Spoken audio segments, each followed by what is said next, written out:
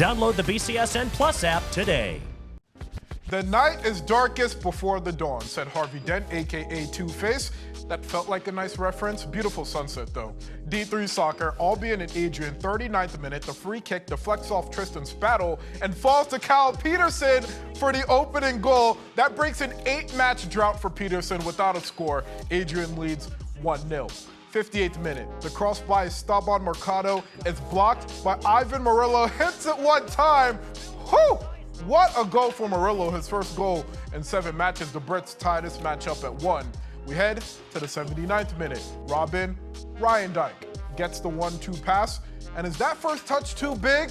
Not at all. Ryan Dyke finding Murillo for the go-ahead goal. Murillo's first multi-goal match of the season. Albion wins 2-1. Meanwhile, Adrian falling to 3-10-1 on the year. Like very soon after the game, probably,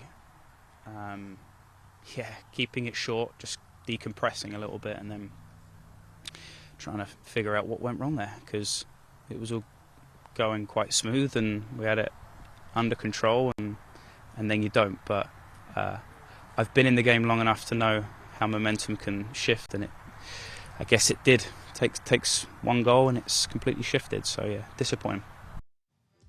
Mason Lowry and Chris Black have more.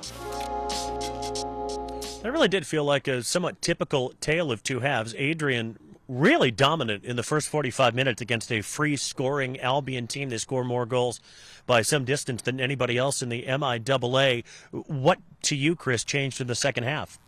Yeah, you saw it again in the first half where Adrian was able to really combine well attacking-wise, but really his defensive, they're nice and tight, and Albion wasn't able to open them up at all. Everything seemed kind of right through the middle, trying to get up high, so they weren't getting those opportunities. Second half, I think part of it, putting Ewell out wide on the left side, opening up that back line right away, even off the kickoff.